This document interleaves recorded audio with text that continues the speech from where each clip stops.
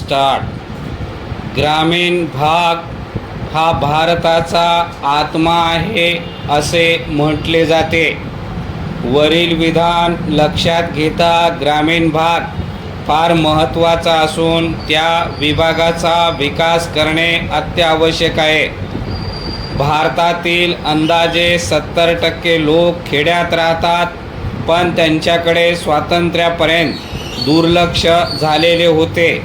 आज सुद्धा त्यांच्या विकासाबद्दल खूप गप्पा गोष्टी केल्या जातात, पण प्रत्यक्षात फारच कमी प्रयत्न केले जात आहेत। नियोजन मंडळाने नियोजन करताना खेड्याच्या विकासाला खास प्राधान्य दिले पाहिजे।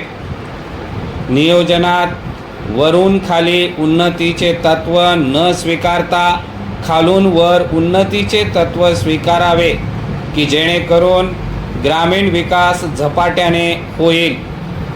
खेड्यातील 90% लोक शेतीवर अवलंबून आहेत, म्हणून शेतीचा विकास करणे आवश्यक आहे।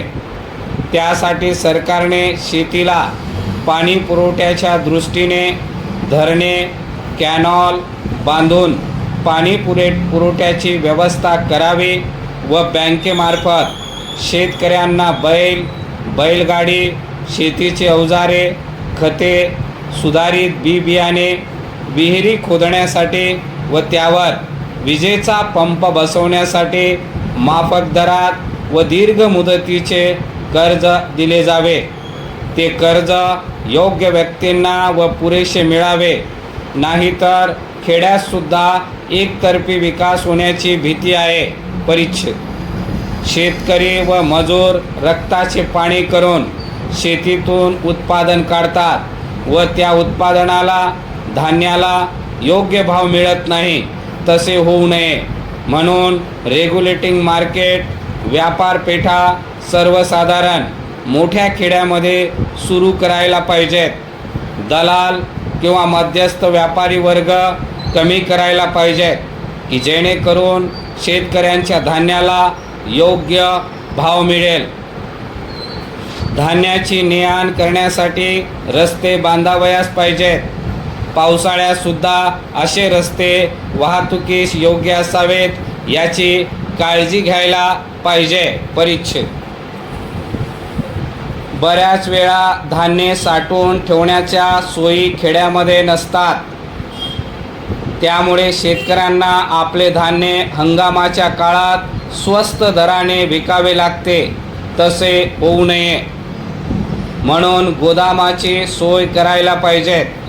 भारतामध्ये शिक्षणाचा प्रसार शहरी भागातच जास्त झालेला दिसून येतो।